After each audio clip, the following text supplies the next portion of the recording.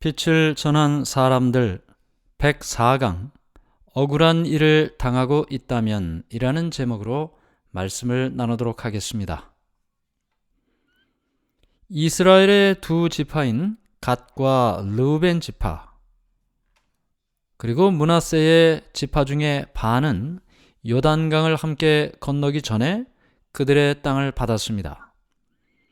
유목민들에게 필요한 넓은 고원지대 그리고 길르앗과 바산의 많은 나무들은 그들의 양떼와 소떼를 위해 가나안 본토에서는 찾아볼 수 없는 큰 방목지를 제공해 줬습니다.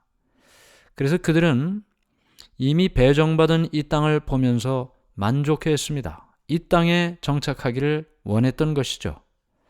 그런데 이 두 지파와 그리고 므낫세의 절반의 지파는 그들의 몫에 해당하는 군사를 보내야 됐습니다. 왜 그러냐면 다른 지파들은 아직 그 땅을 다 정복하지 못했거든요. 그러니까 그 지파들이 이방 족속들을 그 땅에서 몰아내는 전쟁을 할 때 이 사람들도 자신의 군대를 보내주도록 그렇게 약속을 한 것입니다. 그래서 우리는 지금 이 땅을 이미 받았고 이 땅에서 그냥 우리끼리 살면 되는데 다른 사람들은 아직 그 땅에 살 수가 없어요. 다른 이방 민족들이 차지하고 있기 때문에. 그래서 그 전쟁을 위하여 그들이 도와준다는 것입니다. 그리고 그 의무를 너무나 충성스럽게 잘 해냈습니다. 나머지 10지파가 가나안에 들어갈 때 4만 명의 르우벤 자손과 갓 자손 그리고 므낫세의 절반의 지파는 무장하고 여호와 앞에서 건너가서 싸우려고 여리고 평지까지 가게 됩니다. 그들은 여러 해 동안 자신의 동족들 그 다른 지파들 옆에서 용감히 싸웠습니다. 자신의 땅을 정복하는 전쟁이 아니었지만 그들은 열심히 다른 지파 동포들을 위해서 싸워줬습니다. 모든 싸움이 다 끝나고 그들은 자신들의 땅으로 돌아갈 시간이 되었습니다. 그들은 그 옆에 형제 지파들, 다른 지파들과 연합해서 싸웠기 때문에 전쟁에서 얻은 전리품이라고 그러죠. 그것을 많이 분배를 받았어요.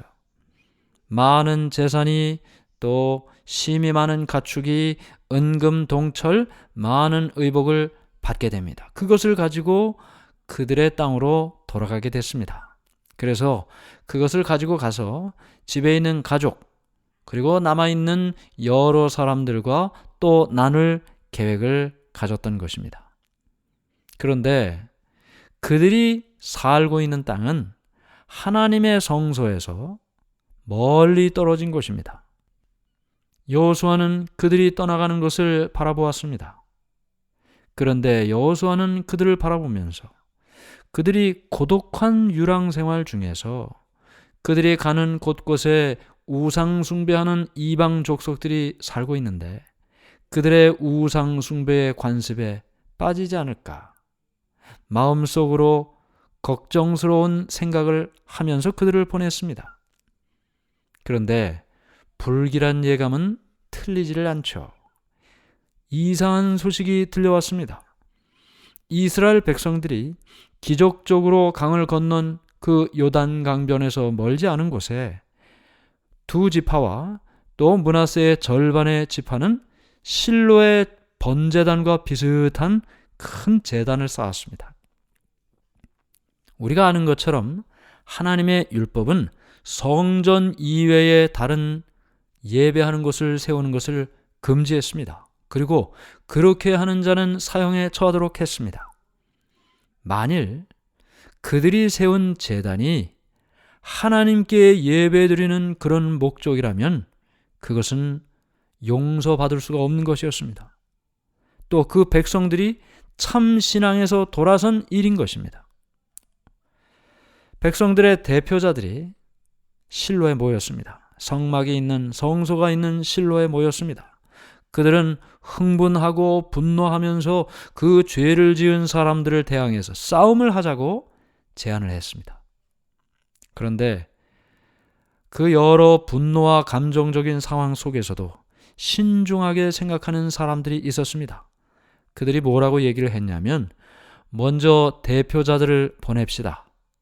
그리고 그 두 지파와 므낫세의 절반의 지파에게서 그들의 행위에 대한 설명을 한번 들어봅시다. 왜 그런 일을 하고 있는지, 무엇을 하고 있는지 한번 들어봅시다. 각 지파에서 한 명씩 10명을 선택하게 됐습니다. 그리고 그 사람들의 지도자로 비느하스를 임명했습니다. 비느하스.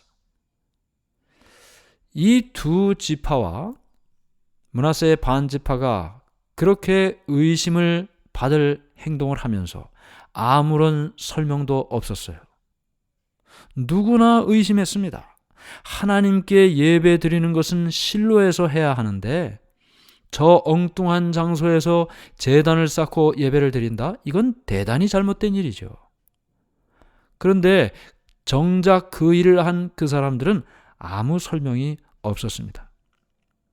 그래서 이제 대리자들로 찾아온 그 사람들은 날카롭게 지적하고 책망하기 시작했습니다.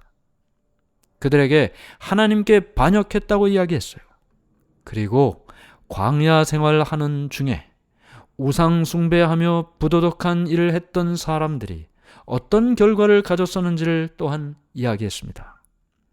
비느하스는 우리가 한 동포고 한 동족인데 온 이스라엘 전체의 유익을 위해서 당신들에게 말하는데 너희가 만일 희생 제단이 없는 땅에 거하기를 원하지 않으면 다른 곳에 살 수 있도록 도와주겠다. 아까 우리가 이야기한 것처럼 실로 하나님의 성소가 있는 곳에서 멀리 떨어진 곳에 그들이 살게 됩니다. 그 땅을 배정을 받았어요. 그러니 성소까지 나오기가 얼마나 힘들었겠습니까? 그래서 비느하스는 그들에게 제안을 한 것입니다. 만일 너희들이 희생 제단이 없는 땅에 거하기를 원하지 않으면 다른 땅을 너희에게 배정해 주겠다. 근데 그들은 이 범죄한 것처럼 생각되었던 그 사람들 말이죠. 두 지파와 므낫세의 반지파. 그들은 이야기를 했습니다.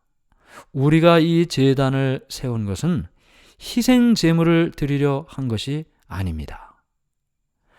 지금 실로에 있는 성소에서만 할 수 있는 그 희생 제물을 드리는 그 일을 한 것이 아닙니다.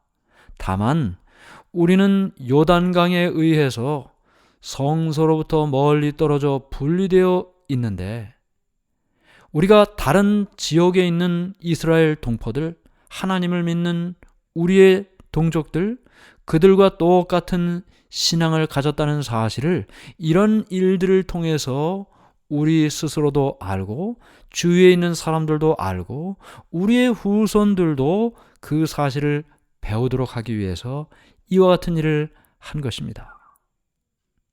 그들이 염려했던 것은 세월이 지나서 그들의 자녀들, 그 자녀의 자녀들이 성소에서부터 너무 멀리 떨어져 있다 보니 성막으로부터 제거되지나 않을까 염려했던 것입니다. 그들이 믿는 신앙에서 멀어지지 않을까 염려했던 것입니다.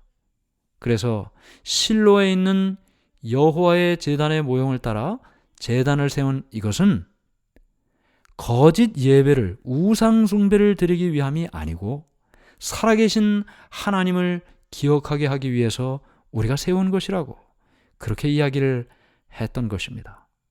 대리자들은 그 이야기를 들으면서 자신들이 오해했다는 사실을 깨닫게 됐어요. 그리고 그들은 마음속에 큰 기쁨을 얻게 됩니다. 그리고 그들이 들은 이 기별을 가지고 돌아갔습니다. 처음에는 전쟁을 해야 될지도 모른다고 생각했어요. 하나님을 반역했다면 그들과 전쟁을 해야 된다고 생각했습니다. 그러나 그런 모든 싸움을 하려던 생각은 사라지고 백성들은 연합하고 기뻐하고 하나님께 찬양을 올렸던 것입니다. 갓 자손과 르우벤 자손은 그 제단을 세운 목적, 우리가 이미 아까 다 살펴봤죠? 그 제단을 세운 목적을 아주 분명하게 하기 위해서 이름을 붙였습니다. 어떻게 이름을 붙였냐 하면 우리 사이의 이 단은 여호와께서 하나님이 되시는 증거다. 너무나 분명하죠. 우상 숭배 아니라는 것입니다. 우리가 이 단을 세운 것은 오직 하나님, 여호와만이 하나님이시다라는 사실을 기념하고 나타내기 위함이다. 그래서 그들은 세월이 지나 그들의 자녀들이 또 후손들이 혹시라도 잘못된 오해를 할까, 오해를 방지하고 유혹의 원인이 되는 것을 제거하기 위하여 이런 노력을 했던 것입니다. 사실 가치 있는 일을 하고 있는데 다른 사람들로부터 오해를 받아 어려움을 겪는 일이 얼마나 많습니까? 우리가 신앙하면서도 이런 일을 참 많이 겪습니다. 소통이 부족하고 대화가 부족하고 상대방을 이해하지 못하면 오해하게 되는 것이죠. 그러므로 우리는 이 두 사람들의 모습을 기억할 필요가 있는데요. 첫 번째는 대리자들, 이 갓 자손과 루벤 자손들을 도대체 왜 그들이 제단을 세웠는지를 확인하기 위하여 갔던 그 대리자들, 그들의 모습을 먼저 생각해 볼 필요가 있습니다. 그들이 만일 가서 감정적으로 이야기하고 윽박지르고 비판하고 지적했다면 아마 싸움이 일어났을지도 모릅니다. 그런데 그런 문제를 처리하는 데 있어서 중요한 것은 대화를 하는 것입니다. 감정을 내려놓고 상대방의 의견을 듣는 일이죠. 사람들의 생각과 행동을 고친다면 지적하고 그리고 비난하고 책망하고 이런 방법으로는 아무도 고칠 수가 없습니다. 고쳐지지 않습니다. 오히려 마음에 더 자극만 줄 뿐이죠. 그런데 친절한 정신, 겸손한 마음, 그리고 너그러운 태도, 이런 모습이 비로소 다른 사람들의 행동을 바꾸게 하는 계기가 된다는 것입니다. 반대로 이제 억울한 비난을 받고 있었던 사람들의 모습을 생각해 봅니다.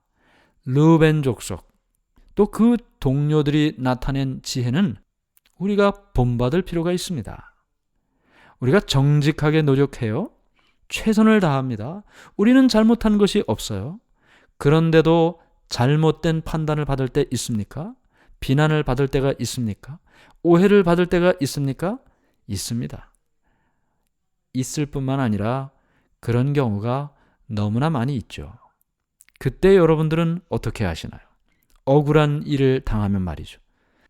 마음속에 분노가 치밀어 오르고 내가 잘못하지 않았다는 사실을 항변하고 주장하고 하고 싶은 생각이 듭니다.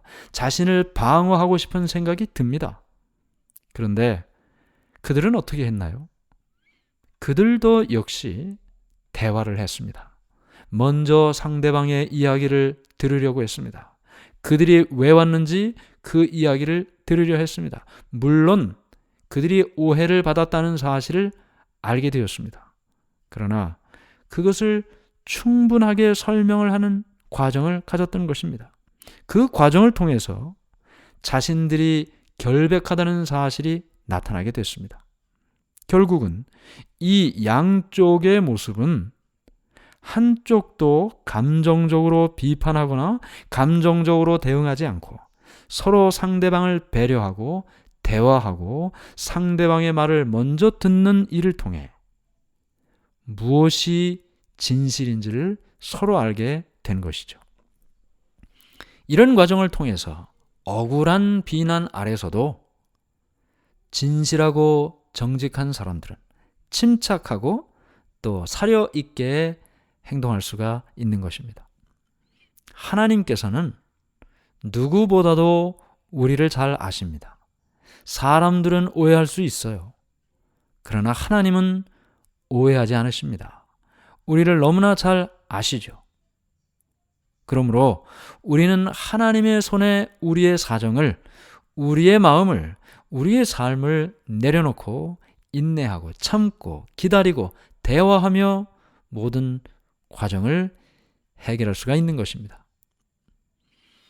예수님의 정신으로 사는 사람들, 오래 참을 수 있고 또 어떤 비난과 태도에도 부드럽게 온유하게 말과 행동하는 사랑을 나타낼 수가 있습니다. 하나님의 백성 사이에는 연합과 우애가 있어야 합니다. 그 르우벤과 갓 그 지파 사람들, 다른 지파가 땅을 차지할 수 있도록 전쟁하는 일에 참여했던 사람들 아닙니까? 연합과 우애의 정신이 있었습니다. 그리고 대리자로 왔던 사람들, 그들도 전쟁이 목적이 아니었죠. 그들에게 정죄나 비판이나 지적이 목적이 아니었어요. 그들도 내 동족이다. 그들도 우리와 함께한 가족이다. 그 마음으로 대화했을 때 연합할 수 있었고 우정이 그들 가운데 있게 되었던 것입니다. 이것이 바로 하나님께서 그리스도인들에게 원하는 일이 되는 것입니다. 십자가에 예수님께서 못 박히시기 전에 하나님께 기도를 드렸습니다. 그 기도의 내용이 무엇인가요? 제자들이 당신께서 아버지와 하나가 되신 것처럼 하나가 되게 돼서 세상으로 하나님께서 당신을 보내신 것을 믿게 하려 함이라. 예, 아버지와 내가 하나인 것처럼 저들도 하나가 되게 하옵소서. 이것이 십자가 직전에 예수님께서 기도하신 기도의 제목이었습니다. 내가 비옵는 것은 이 사람들만 위함이 아니요 또 저희 말을 인하여 나를 믿는 사람들도 위함이니. 우리는 진리의 원칙 그 어떤 한 터럭도 희생하지 말아야 합니다. 희생할 수 없습니다. 그러나 뿐만 아니라 우리는 연합해야만 되는 것입니다. 원칙을 포기하지 않으면서도 함께 연합할 수 있는 것, 그것이 우리의 목표인 것이죠. 그것이 우리가 그리스도의 제자가 된 증거가 되는 것입니다.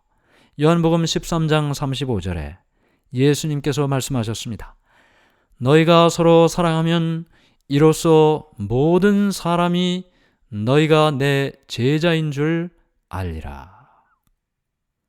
베드로도 이야기했죠. 베드로전서 3장 8절 9절 마지막으로 말하노니 너희가 다 마음을 같이하여 동정하며 형제를 사랑하며 불쌍히 여기며 겸손하며 악을 악으로 욕을 욕으로 갚지 말고 도리어 복을 빌라.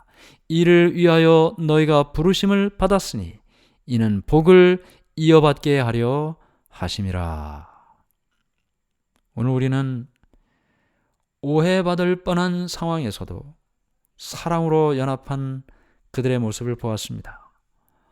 억울한 상황이었지만 그러나 그 억울한 일을 당했어도 사랑과 우애로 연합한 그들의 모습을 보았습니다. 그들은 서로를 배려하던 사람이었고 참고 인내하며 대화를 포기하지 않았던 사람들이었습니다. 오늘 우리가 혹시 억울한 일을 당하고 있다면 또 누군가 억울한 일을 당하고 있는 것을 보고 있다면 이들의 모습을 통해 할 일을, 갈 길을 깨닫게 되기를 간절히 바랍니다. 하늘에 계신 하나님 아버지, 우리는 때때로 억울한 일을 당하고 삽니다. 그 억울함을 풀고 싶어 합니다. 그러나 때로는 사람들은 그것을 풀어주지 못하고 하나님께서만이 내 마음을 아실 때도 있습니다.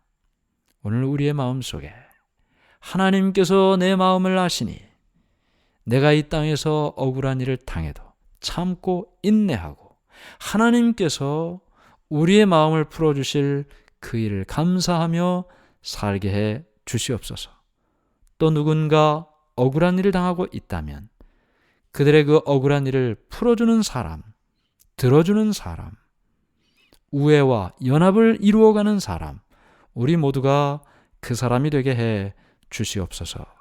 예수님의 이름으로 기도드리옵나이다. 아멘.